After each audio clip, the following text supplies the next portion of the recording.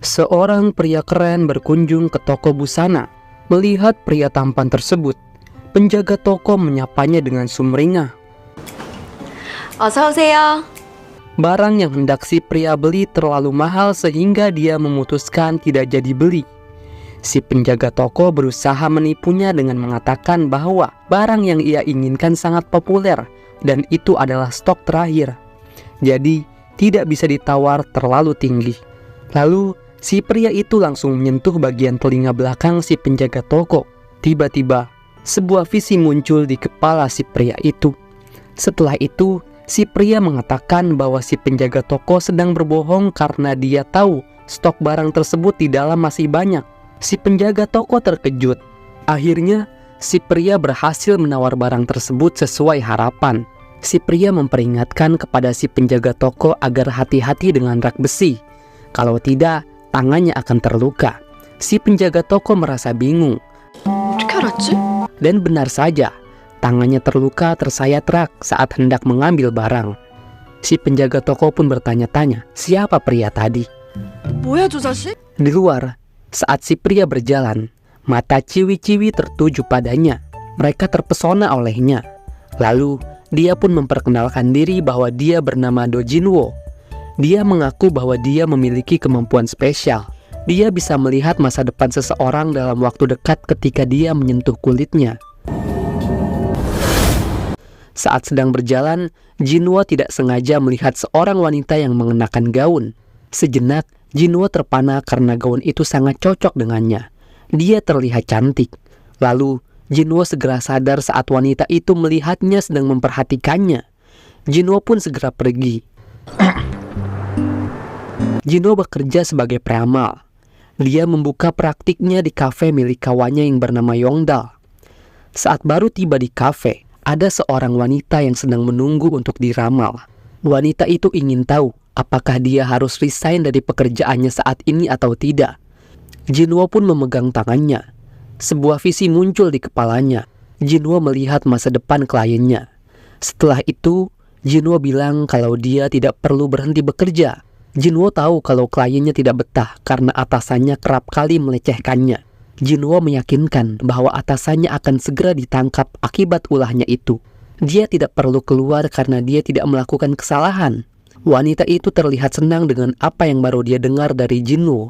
Meski dia tidak tahu fakta yang akan terjadi, tapi si klien berusaha untuk yakin sepenuhnya dengan Jinwoo. 감사합니다. 감사합니다. Tak berselang lama, dua orang pengunjung datang lagi. Salah satu dari mereka adalah wanita yang Jinwoo lihat sebelumnya saat dia mengenakan gaun. Ternyata Yongdal sudah tahu wanita itu. Yongdal sangat menyukainya. Yongdal menyebutnya sebagai malaikat. Sebelumnya, Yongdal sebenarnya sudah pernah bercerita tentang wanita itu. Dia bekerja di toko kosmetik. Yongdal sangat menyukai senyumannya yang tidak pernah memudar. Selain itu, wanita itu juga sangat peduli dengan orang lain, yang membuat Yongdal semakin menyukainya. Salah satu dari mereka meminta diramal. Si malaikat ingin berkonsultasi kepada Jinwoo mengenai hubungannya dengan kekasihnya. Mereka tak mengira bahwa ternyata sang peramal masih muda dan tampan. 상담하시게요? 어쩜? Lalu, Jinwoo memegang tangannya. Visi muncul di kepalanya. Dia melihat masa depan si wanita itu. Rupanya, apa yang dilihat Jinwoo adalah masa depan yang buruk. Dia melihat kliennya menggelinding di tangga dan bersimbah darah. Jinwoo tersentak dan membuat kliennya juga kaget. Lalu, Jinwoo menjelaskan apa yang dia lihat dalam visinya dengan wajah yang serius. Jinwoo memintanya untuk hati-hati dengan tangga. Namun, mereka menganggap bahwa Jinwoo sedang menipu. Mereka pun langsung pergi. Si klien tidak lupa memberi tip sambil memberi saran kepada Jinwoo supaya dia mencari kerja karena dia masih muda. 힘내세요. 하자. Jinwoo menceritakan visi itu kepada Yongdal. Jinwoo mengatakan bahwa dia akan mati. 죽는다고. Esoknya, Jinwoo mendadak bekerja di toko kosmetik tempat kliennya bekerja. Jinwoo berpenampilan culun dan aneh. Tapi menurut salah satu pegawai, meski aneh, tapi Jinwoo terlihat manis. Jinwoo mengatakan bahwa dia sedang cuti kuliah. Dia juga mengaku kuliah di Universitas Hanguk. 흔하게 생겨서 그런가? Wanita yang dia ramal tadi malam bernama Jinhae. sedangkan wanita yang menemaninya bernama Misuk. 왜 거길 가야 되는? Ternyata Jinwo bekerja di situ karena permintaan Yongdal. Yongdal ingin Jinwo menyelamatkan malaikatnya. Awalnya Jinwo menolak keras gagasan tersebut karena dia juga tidak tahu kapan dan di mana tepatnya petaka itu akan menimpa Jinhe. Namun setelah Yongdal berjanji akan memberikan drone miliknya, Jinwo pun jadi setuju. Jinwo bisa sangat mudah bekerja di situ karena pemilik toko tersebut adalah teman dekat Yongdal. Baru sebentar saja bekerja di situ, Jinwo sudah mengeluh dengan banyaknya pekerjaan di hari pertama. 무슨 알아주고 이게 무슨 좋은 방법이야? Saat sedang mengepel, Jinwo melihat pria berpakaian serba hitam sedang menatap Jinhe dengan tatapan mencurigakan. Sadar Jinwo memergokinya, pria itu langsung pergi. Karena hal itu, Jinwo kembali teringat dengan tujuannya. Jinwo pun mulai mendekati Jinhe. Sejenak, Jinwo terpana dengan senyuman Jinhe. Jinwo segera mengenyahkan pikirannya untuk kembali fokus. Jinwo memutar otak untuk bisa menyentuh Jinhe agar dia bisa melihat masa depannya dengan lebih rinci. Tentu saja tidak mudah untuk menyentuh wanita yang baru dia kenal. Terlebih, dia sudah punya pacar. 제가 할게요. Berbagai usaha dia lakukan, namun hasilnya nihil. 보리. Jinwo gagal menyentuhnya di hari pertama bekerja. Singkat waktu pulang pun tiba. Jinwo dan Jinhe jalan berdampingan sambil mengobrol. Jinhe bertanya mengenai jurusan kuliah yang Jinwo ambil. Jinwo mengaku bahwa dia mengambil administrasi bisnis. Jinwo meneruskan bahwa dia cuti dikarenakan tidak mempunyai cukup biaya. Dia berbohong kalau dia berasal dari desa dan orang tuanya bertani. Jinwo berkata bahwa dia tidak ingin membebani orang tuanya. Jinhe merasa kagum mendengarnya, walaupun itu sebenarnya hanyalah kebohongan belaka. Sementara Jinhe mengatakan bahwa dia hidup sendirian. Orang tuanya wafat waktu dia masih kecil. Jinwo pun merasa iba kepadanya. Jinwo meminta maaf telah menanyakan hal tersebut, tapi Jinhe tidak keberatan. Toh itu sudah lama. 나서 남편이랑 시끌벅적하게 살. Tak berselang lama, pacar Jinhe datang untuk menjemputnya. Dia bernama Kang Hyun. Lalu Jinwo menuju kafe Yongdal dan melaporkan kegagalannya dalam mengungkap misteri masa depan Jinhe. Dia gagal menyentuhnya. Jinwo menagih janji Yongdal untuk memberikan drone miliknya. Jinwo sangat senang, sedangkan Yongdal sangat bete. Selain itu, Jinwo juga menceritakan pacar Jinhe yang keren. Hal itu membuat Yongdal tambah ilfil. Sesaat kemudian, momen kebersamaan dengan Jinhe di hari pertamanya bekerja muncul di kepala Jinwo. Dia berusaha mengenyahkan bayangan itu dari kepalanya. Jinwo berpikir entah apa yang merasukinya, sampai dia memikirkan Jinhe. 형, 나 우유 좀 줘. Esoknya, dia kembali bekerja. Tidak seperti kemarin. Hari itu, Jinwo merasa senang. Dia pun berusaha mengendalikan diri. Tak berselang lama, ibu bos mengajak Jinwo untuk datang menghadiri pesta penyambutan untuk dirinya. Jinwo menolaknya. Namun, bos terus memohon sambil memegang lengan Jinwo. Seketika, sebuah visi pun muncul. Jinwo melihat ibu bos memanggil nama Jinhe sambil berteriak. Jinwo pun tersentak. Apakah malapetaka itu datang pada momen tersebut? Hal itu membuat ibu bos juga kaget dan bertanya-tanya. Jinwo bilang tidak apa-apa. Karena hal tersebut, Jinwo jadi setuju untuk ikut pesta penyambutan tersebut. Dia berpikir mungkin pada momen tersebut malapetaka itu datang. Di tengah pesta, Jinwo memberi saran kepada Jinhe untuk tidak menggunakan sepatu heels. Hal tersebut akan menyulitkannya. 어차피 하루 종일 서 있을 거면. 아니, 괜찮습니다. Karena terlalu berisik, sekelompok pria tiba-tiba datang dan menegur mereka. Jinwo berpikir bahwa mungkin inilah petaka tersebut. Jinwo menghampiri mereka, mencoba menghadapinya. Jinwo mengatakan hal yang membuat mereka kesal. Lalu, salah satu di antara mereka pun menonjoknya. Tonjokan pria itu membuat Jinwo pingsan. Saat bangun, Jinwo terkejut karena ternyata sekelompok pria itu malah ikut bergabung memeriahkan pesta. Lalu, dia melihat ibu bos memanggil Jinhe sambil teriak, mirip seperti apa yang ada dalam visinya. Ternyata, Itu hanyalah sebuah panggilan dari ibu bos kepada Jinhae untuk ikut karaokean, bukan sebuah petaka yang menimpa Jinhae. Jinwoo salah menafsirkan visinya, tapi dia bersyukur Jinhae tidak kenapa-napa. Setelah itu, Jinwoo bilang kalau dia ingin mencari udara segar. Jinhae ingin ikut. Mereka jalan berduaan. Jinhae sangat girang melihat ayunan di sebuah taman. Dia pun meminta Jinwoo untuk main ayunan bersama.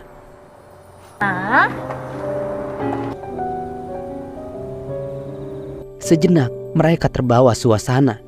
Lalu, Jinhae segera sadar dan menyudahi hal tersebut. Dia mengajak Jinwoo kembali ke pesta. Hati Jinwoo berdebar-debar. Dia bingung dengan perasaannya.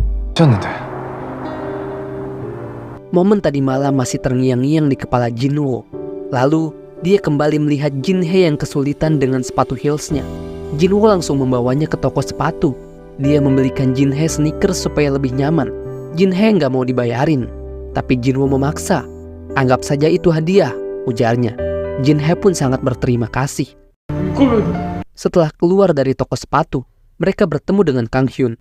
Jinhae pergi bersama pacarnya meninggalkan Jinwoo. Misuk datang menghampiri Jinwoo. Misuk bilang kalau dia tahu bahwa Jinwoo menyukai Jinhae. Jinwoo mencoba menyangkalnya.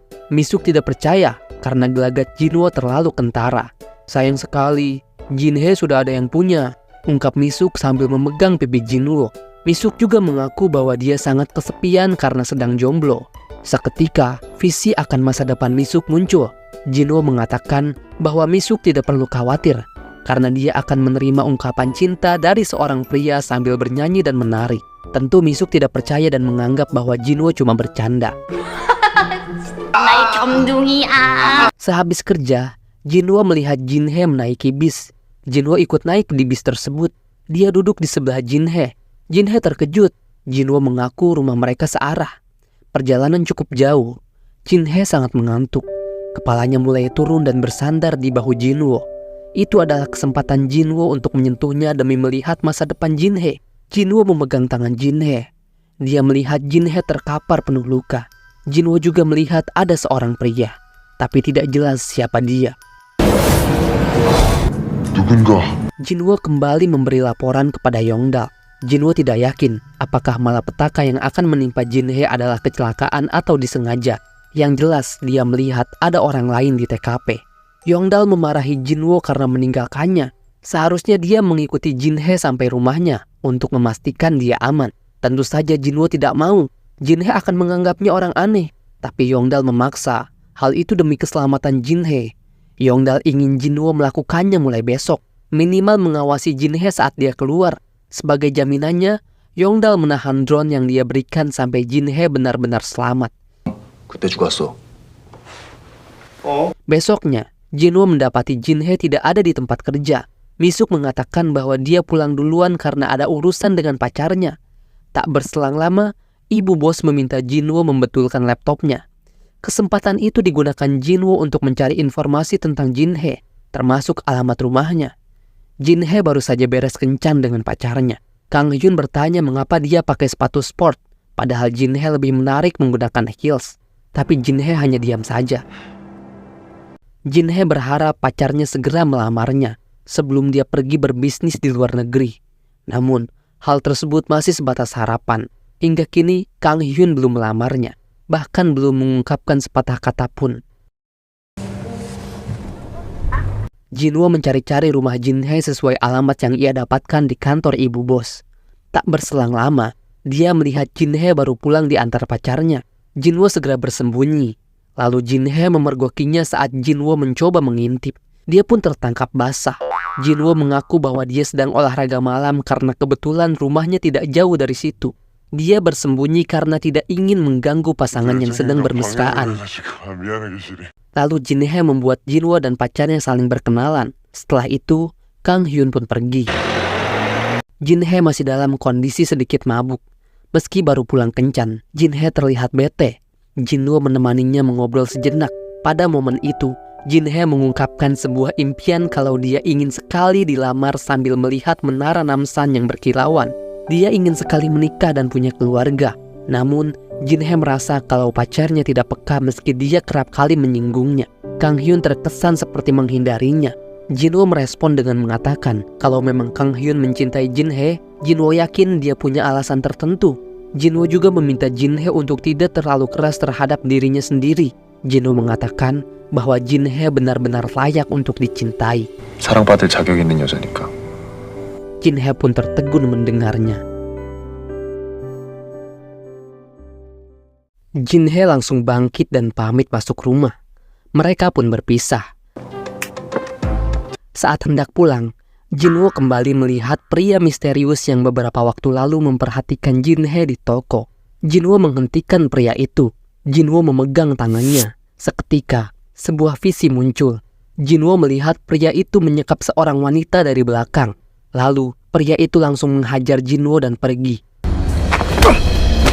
Meski wanita yang ada dalam visi Jinwo kelihatan bagian belakangnya saja, Jinwo cukup yakin bahwa itu adalah Jinhae. Dan pria itu adalah pria yang ada di dekat Jinhae ketika malapetaka itu datang. Jinwo merasa sakit akibat pukulan dari si pria tadi malam. Bekas memarnya sangat jelas. Misuk mengetahui hal itu. Lalu, Jinwo menceritakan tentang pria tersebut kepada Misuk.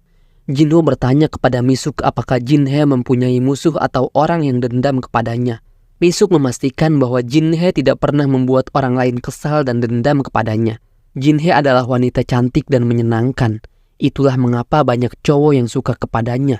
Misuk berasumsi bahwa mungkin pria tersebut hanyalah seorang penguntit karena menyukai Jinhae seperti yang sudah-sudah.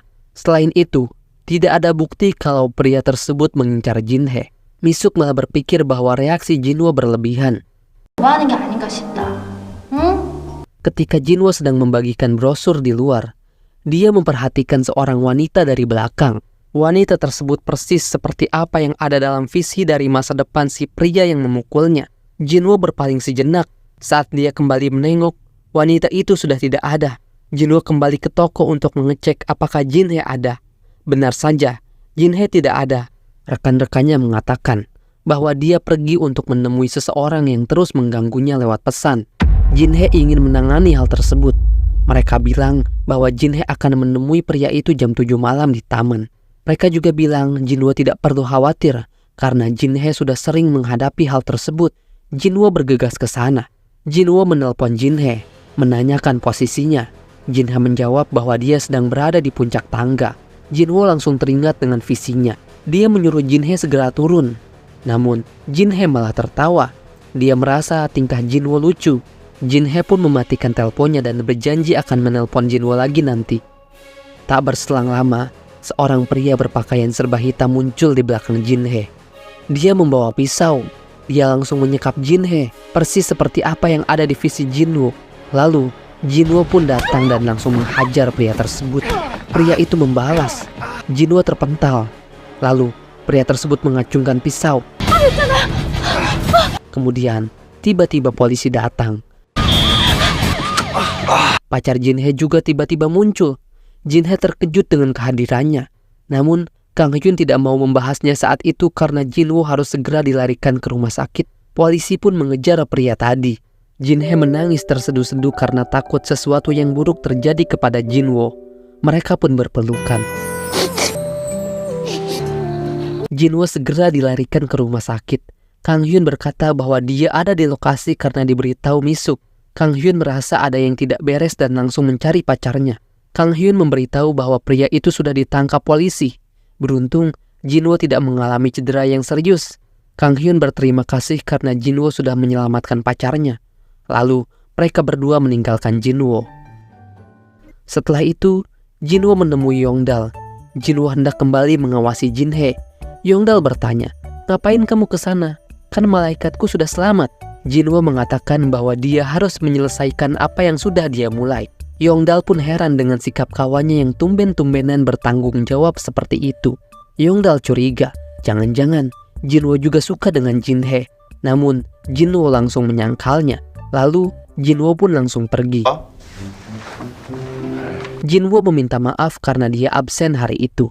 Ibu bos memakluminya karena Jinhae menceritakan semuanya. Jinhae juga mengatakan bahwa Jinwo seperti superhero yang datang menyelamatkannya. Jinwo dan Jinhae saling bertatapan penuh arti. Misuk menyadari hal tersebut. Hari itu, brand ambasador dari produk yang mereka jual datang. mereka akan mengadakan acara pemberian tanda tangan. Ibu bos tiba-tiba meminta bantuan Jinwoo untuk mengambil barang di dalam. Mereka meninggalkan Jinhae dan Misuk berdua. Misuk bertanya mengenai hubungannya dengan Jinwoo yang seperti ada sesuatu. Jinhae menyangkalnya, namun dengan raut wajah yang tidak meyakinkan.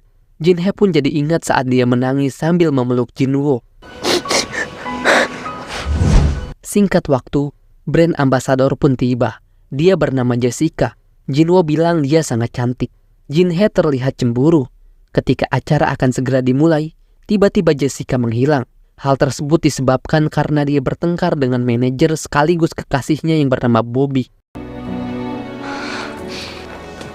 Jinwoo dan yang lainnya pun segera mencarinya, namun tetap tidak ketemu.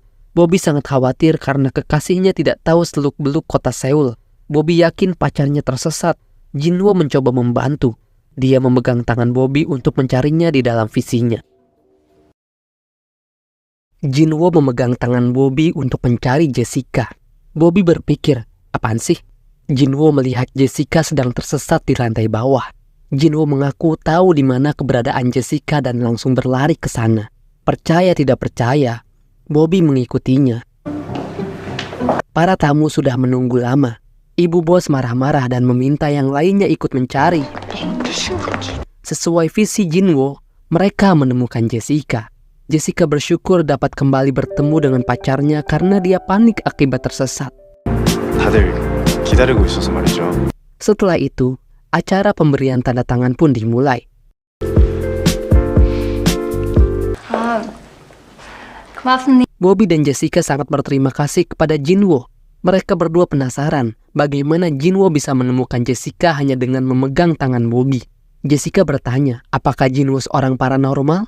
Jinwoo hanya tertawa. 그게 초능력이든 뭐든. Singkat waktu, Jinwoo memutuskan berhenti dari pekerjaannya karena misinya sudah selesai. Mengetahui hal tersebut, Jinhae terkejut bukan main. Dia merasa kehilangan. Terlihat raut wajahnya begitu sedih. Begitupun dengan Jinwoo. Dia juga terlihat tidak bergairah setelah berhenti dari pekerjaannya. Tak berselang lama, kliennya beberapa waktu yang lalu kembali mengunjungi Jinwoo. Dia mengatakan bahwa ramalannya sangat tepat. Atasannya yang kerap kali melecehkannya sudah ditangkap. Dia sangat senang. Dia ingin memberikan hadiah kepada Jinwoo. Tapi Jinwoo tidak terlalu menanggapinya. Jinwoo menyuruhnya memberikan hadiah tersebut kepada Yongdal. Jinwoo pun langsung pergi. Wanita itu ternyata suka kepada Jinwoo. Dia memberitahu perasaan sukanya terhadap Jinwoo kepada Yongdal. Namun, Yongdal menyampaikan bahwa tidak mudah menjadi pacar Jinwoo. Yongdal meneruskan bahwa Jinwoo memiliki kemampuan untuk melihat masa depan orang lain hanya dengan menyentuhnya. Jinwoo mendapat kekuatan itu ketika dia mengalami kecelakaan waktu kecil. Untungnya, sekarang dia bisa mengendalikan hal tersebut. Bagaimanapun, akan sulit memiliki hubungan dengan orang yang tidak biasa. Namun, wanita itu nampak tidak peduli dengan apa yang dijelaskan Yongdal. 친구를 사귄 적은 한 번도 없는? Momen kebersamaan dengan Jinhae kerap kali muncul di kepala Jinwoo.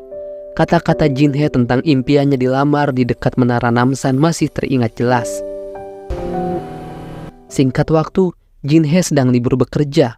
Pacarnya ada urusan bisnis di luar kota. Jinhae jalan-jalan ke dekat Menara Namsan sendirian. Di sana, ada tradisi di mana setiap pasangan yang datang menggantung gembok di dekat menara. Tak berselang lama, ternyata Jinwoo juga datang ke sana. Dia membawa gembok untuk digantung. Jinhae yang melihatnya langsung menyapanya. Jinhae merasa pangling karena penampilan Jinwoo sangat berbeda. Sesaat, situasi terasa canggung. Saat Jinhae pamit untuk pergi, Jinwoo tiba-tiba mengajaknya untuk berpura-pura menjadi sepasang kekasih karena mereka terlanjur bertemu di tempat di mana orang-orang berpacaran. Awalnya, Jinhae ragu karena dia sudah punya pacar.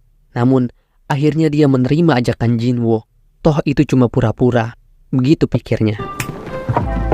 Mereka pun menghabiskan waktu bersama seharian selayaknya sepasang kekasih sungguhan. 어떻게 남자를 때려요? 뭐 있는데요? Lalu, Jinwoo menunjukkan kunci gembok yang dia bawa dengan nama mereka berdua. Jinwoo ingin menggantung gembok tersebut di antara ratusan gembok lainnya. Namun, Jinhae melarangnya karena hal tersebut diperuntukkan untuk sepasang kekasih sungguhan. Jinwoo pun terlihat kecewa. Sesaat kemudian, lampu menara menyala. Jinhae terkesima dan memperhatikan menara tersebut. Sementara Jinwo justru terpaku dengan wajah Jinhae yang fokus melihat menara dengan penuh kekaguman. Kemudian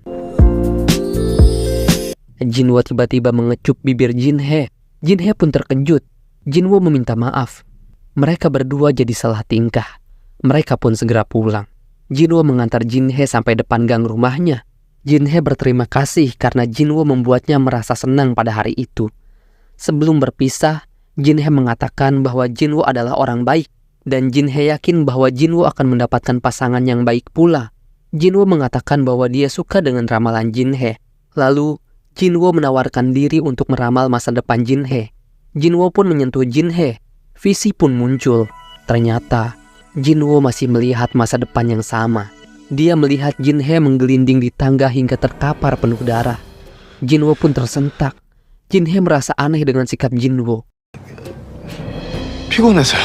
Setelah itu, mereka pun berpisah. Jinwo tidak mengerti dengan apa yang terjadi. Dia kira malapetaka itu sudah lewat, namun ternyata belum. Setelah tahu bahwa Jinhae belum aman, Jinwo kembali mengawasi Jinhae. Jinwo meninggalkan praktiknya demi mengikuti Jinhae seharian. Yongdal mengeluh karena banyak klien yang sudah menunggunya. Jinwo mengikuti Jinhae yang sedang bersama pacarnya. Di saat Jinhae pergi pamit, Jinwo melihat Kang Hyun bertemu dengan pria yang beberapa waktu lalu menyerangnya. Kang Hyun memberikan amplop tebal kepada pria itu. Jinwo merasa jengkel karena seharusnya dia mendekap di penjara. Yongdal menelpon temannya yang merupakan detektif untuk mencari tahu informasi pria itu. Yongdal diberitahu bahwa pria tersebut bebas dengan jaminan alias sudah berdamai dengan korbannya. Jinwo berpikir, apa benar Jinhae berdamai dengan pria itu? Yongdal meneruskan bahwa pria itu beberapa kali diperiksa karena kasus penipuan asuransi. Oleh karena itu, sang detektif kawan Yongdal sangat mengenalnya. Jinwo meminta Yongdal untuk mencari tahu informasi tentang Jinhae dan kekasihnya. Jinwo perlu mencari tahu hubungannya dengan pria itu. Yongdal merasa keberatan, tapi dia tetap melakukannya. Di sisi lain, Jinhae merasa frustasi dengan hubungannya. Dia sudah lelah menunggu. Terlebih, dia mulai menaruh rasa kepada Jinwo yang membuatnya semakin ragu dengan Kang Hyun. 흔들리게 만든 데는 현서 씨 책임도 80%. Yongdal pun beraksi. Ketika Jinhae sedang keluar toko, dia bertemu dengan Misuk dan mengajaknya minum di kafenya. Misuk baru sadar bahwa Yongdal adalah kawan si paranormal palsu. Meski begitu, Misuk menerima ajakan Yongdal. Jinwo mulai mengikuti penguntit itu. Dia melihatnya bertemu dengan seorang pria yang memberinya map berisi sesuatu yang tidak diketahui. Sementara, Jinhae sedang dinner dengan kekasihnya di restoran. Yongdal hendak menggali informasi kekasih Jinhae lewat sahabatnya. Misuk curiga kalau Yongdal hendak mendekati Jinhae lewat perantaranya. Yongdal langsung menyangkalnya. Kendati demikian, dia mengaku bahwa dia memang suka kepada Jinhae, tapi hanya sebatas kagum. Misuk memberitahu informasi tentang Kang Hyun. Bisa dikatakan dia sempurna. Kang Hyun kaya, modis dan tampan, dengan latar belakang yang luar biasa. Kang Hyun adalah mantan broker di salah satu perusahaan saham yang amat besar. Kini dia punya perusahaan konsultasi bisnis kecil-kecilan. Selain itu, Kang Hyun juga mengelola uang investasi milik Jinhae. Lalu, Misuk memberikan alamat kantor kekasih Jinhae. Jinwo masih terus mengikuti penguntit itu. Penguntit itu menerima telepon dan langsung pergi. Jinwo penasaran mau kemana dia. Lalu, tiba-tiba mobil menghantam pria itu hingga terkapar. Jinwo terlihat syok. Penguntit itu pun tewas di tempat. Peristiwa itu terekam oleh CCTV, tapi petugas tidak menemukan apapun. Jinwo makin tidak mengerti dengan apa yang terjadi. Yongdal memberikan kartu alamat kantor Kang Hyun. Yongdal mengatakan bahwa Kang Hyun sangat mencurigakan. Menurut Misuk, Kang Hyun dulu bekerja di perusahaan saham, tapi menurut berbagai sumber yang ia dapat dari koneksinya, informasi tersebut tidak ditemukan. Hanya ada dua kemungkinan. Kalau dia tidak mengubah namanya, maka dia berbohong. Jinwo pergi menuju kantor Kang Hyun. Dia ingin menyentuh Kang Hyun supaya tahu siapa dia sebenarnya. Jinwo menyamar sebagai kurir untuk mendapatkan tanda tangan Kang Hyun supaya dia bisa menyentuhnya. Namun, usahanya sia-sia. Lalu, dia melihat Kang Hyun bertemu dengan seorang wanita. Jinwo menguntitnya. Dia melihat mereka berdua makan bersama. Jinwo yakin ada sesuatu di antara mereka berdua. Setelah itu, Jinwo mencegat wanita tersebut. Jinwo mengaku bahwa dia adalah kawan kekasih Kang Hyun. Jinwo bertanya hubungannya dengan Kang Hyun. Wanita itu mengambil foto Jinwo. Dia bilang karena Jinwo amat tampan. Dia meyakinkan Jinwo bahwa dia tidak akan berbuat hal yang buruk dengan fotonya. Wanita itu juga bilang bahwa dia tidak memiliki hubungan apa-apa dengan Kang Hyun. Hanya sebatas klien saja. Wanita itu menyentuh Jinwo. Sebuah visi pun muncul. Jinwo melihat wanita itu bermesraan dengan seorang pria. Tapi tidak jelas pria itu siapa. Lalu wanita itu memberikan kartu namanya. Siapa tahu Jinwo ingin membeli polis asuransi. Jinwo melaporkan pertemuannya dengan wanita itu. Jinwo meminta Yongdal mencari informasi tentangnya. Wanita itu bernama Hwang dan mengaku sebagai agen asuransi. Jinwo masih harus mengawasi Jinhae. Dia kembali ke toko. Ternyata Kang Hyun sedang berada di sana. Di depan Jinhae, Kang Hyun mengungkap siapa Jinwo sebenarnya. Dia membeberkan kebohongan-kebohongan Jinwo, termasuk tentang kuliahnya di Universitas Hanguk. Tidak mau kalah, Jinwo menanyai balik mengenai pria yang hendak menyerang Jinhae beberapa waktu yang lalu. Mengapa dia bisa bebas dan Kang Hyun bertemu dengannya? Jinhae tidak mengerti dengan hal tersebut. Kang Hyun memberikan alibi yang manipulatif sehingga membuat Jinhae memakluminya. Lalu, Jinhae meminta Jinwo untuk meminta maaf kepada Kang Hyun karena telah menguntitnya. Bagaimanapun, perbuatan tersebut adalah salah. Kang Hyun berkata bahwa dia tidak butuh permintaan maaf dari orang sepertinya. Kali ini, Kang Hyun akan membiarkannya. Namun, kalau Jinwo kedapatan mendekati Kang Hyun atau Jinhae lagi, Kang Hyun mengancam akan melakukan tindakan terhadap hal tersebut.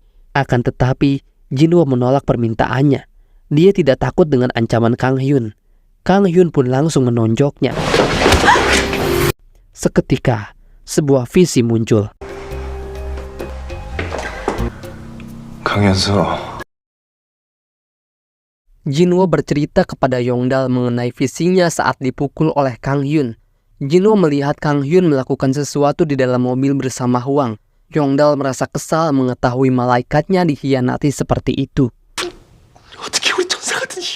Lalu, Yongdal memberitahu informasi penting tentang Hwang. Ternyata, dia adalah penerima asuransi jiwa dari pria yang tewas ditabrak mobil. Yongdal berasumsi bahwa Hwang menghabisi pria itu dan mengambil uang asuransi jiwanya. Butuh waktu minimal setahun untuk bisa mencairkan uang asuransi jiwa setelah membelinya. Mereka baru sadar bahwa Kang Hyun dan Jinhae sudah berpacaran sekitar 1 tahun.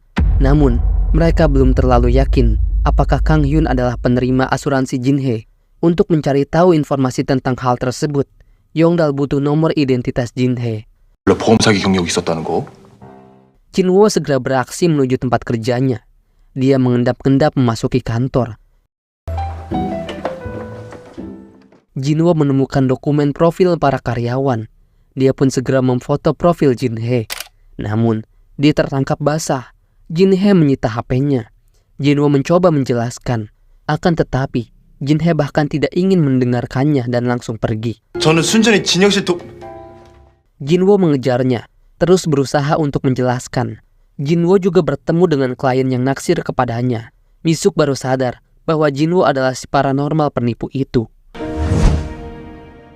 Jinwo menjelaskan mengenai kemampuan supernya kepada mereka dan visi yang dia lihat akan masa depan Jinhae. Dia hanya ingin menyelamatkannya. Namun, Jinhae tidak percaya kepadanya. Jinhae malah membentak-bentaknya. Semua yang Jinhae tahu tentang Jinwo hanyalah dusta. Jinwo menerima kalau dia dianggap pembohong. Namun, Jinwo meminta Jinhae untuk percaya pada satu hal, yakni berhati-hatilah kepada Kang Hyun karena dia akan menyakitinya. Jinhae tetap tidak mau percaya dan langsung pergi.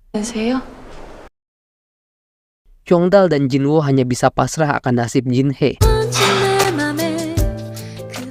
Jinhae berkata, setelah dikecewakan oleh Jinwo, akhirnya dia sadar betapa dia menyukainya. Tak berselang lama, Jinhae keluar toko setelah pacarnya menelpon. Sesaat kemudian, seseorang bergaya nyentrik datang. Seketika, dia langsung terpana kepada Misuk. Dia langsung cinta kepada Misuk pada pandangan yang pertama. Tiba-tiba, dia bernyanyi sambil menari untuk mengekspresikan rasa cintanya kepada Misuk.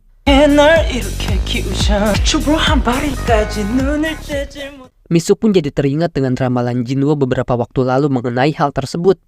Akhirnya, Misuk percaya bahwa Jinwo benar-benar bisa meramal. Misuk izin pergi sejenak kepada pria nyentrik itu dan akan segera kembali. Dia pun datang menemui Jinwo. Misuk langsung mengaku bahwa dia percaya dengan kemampuan Jinwo.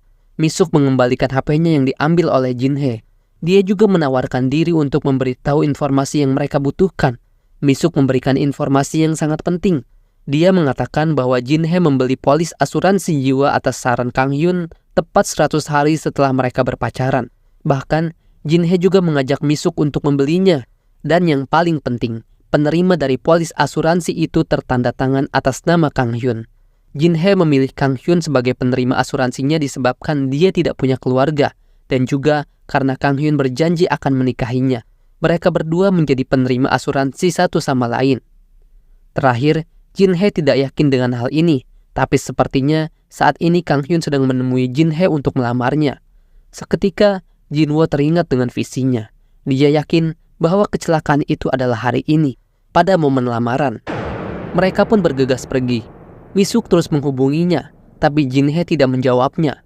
Ternyata, Jinhe sedang dinner bersama Kang Hyun. Dia terus mengabaikan panggilan Misuk. Pada momen itu, Kang Hyun teringat obrolannya dengan Hwang. Benar saja, selain partner penjahat, mereka juga adalah sepasang kekasih. Mereka berdua memang berencana untuk menghabisi Jinhe. Namun, mereka ingin melakukannya seolah-olah karena kecelakaan.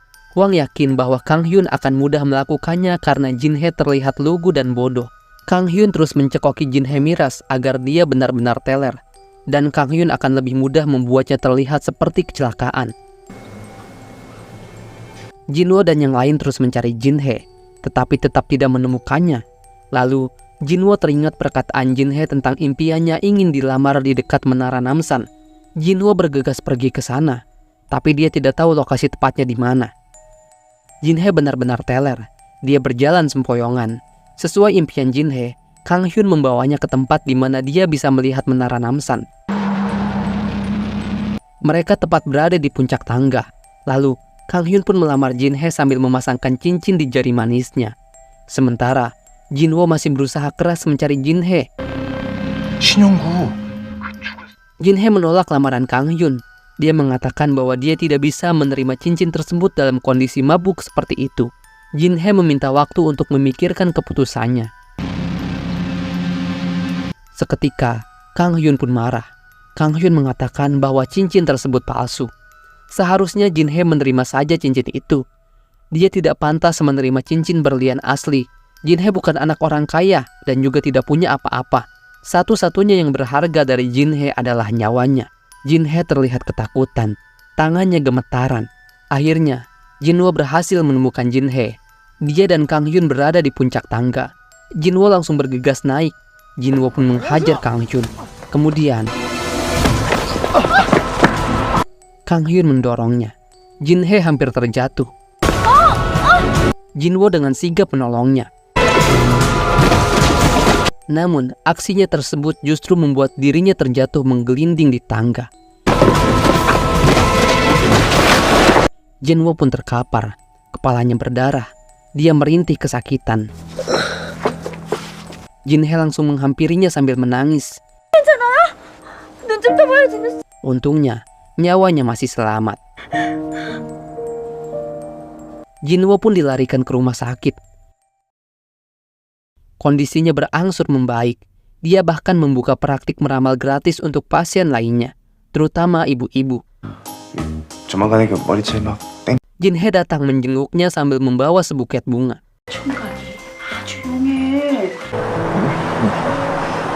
Mereka melihat berita bahwa Kang Hyun dan Hwang sudah diamankan polisi. Pada akhirnya, Jinwo dan Jinhe resmi menjalin hubungan. Dan kemudian, kisah pun berakhir. Tamat.